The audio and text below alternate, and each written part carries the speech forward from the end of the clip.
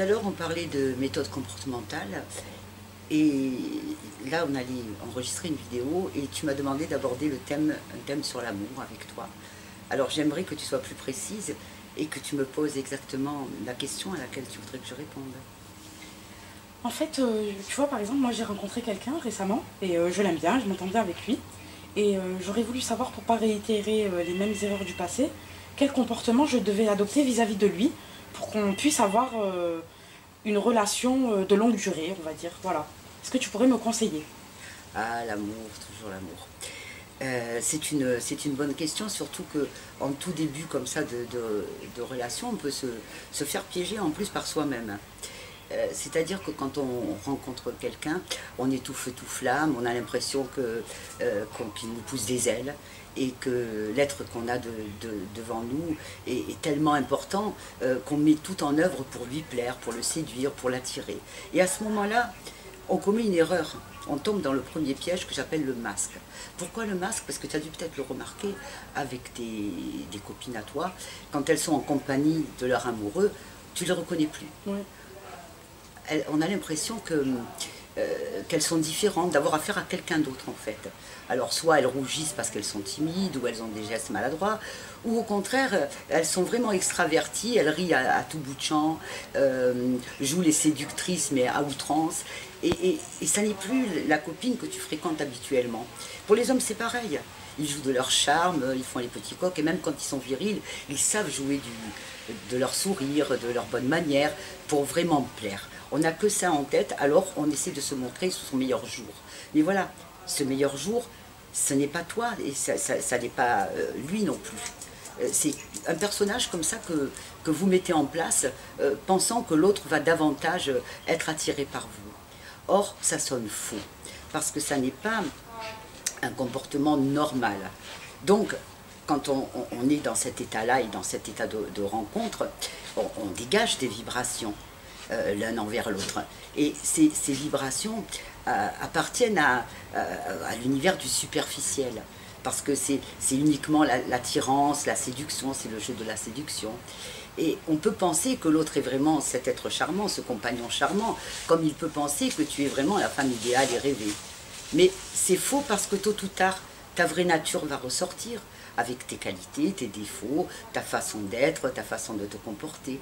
Et pour lui, c'est pareil.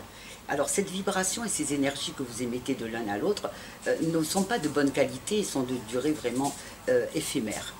Alors qu'en te montrant sincère et naturel comme tu es au quotidien, alors je ne te dis pas de rester dans ton coin ou de rester souriante à tout bout de champ, ou un petit peu, ou moyennement, en essayant de te contrôler, non, mais essayer d'être vraiment toi-même.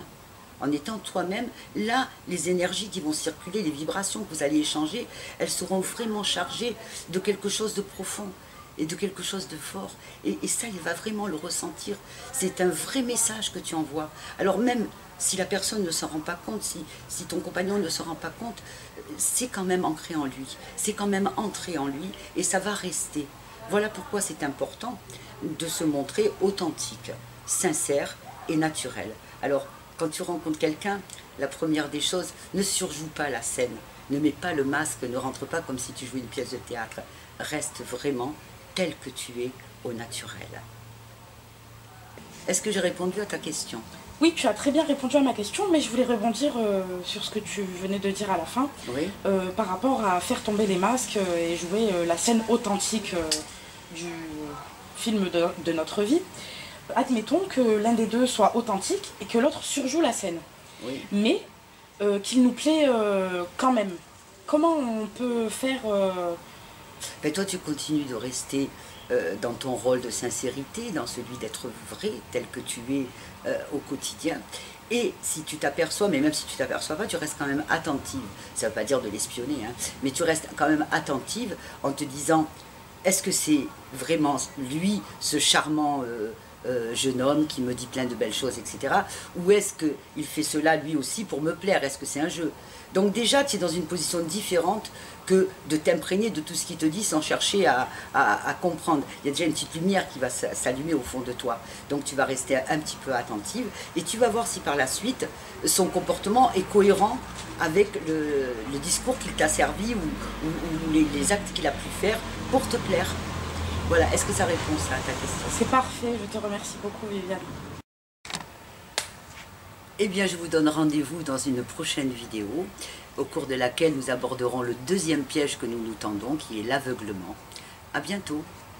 Comme vous l'avez entendu, cette première clé vous conseille de ne pas tomber dans le piège que nous tendent nos émotions.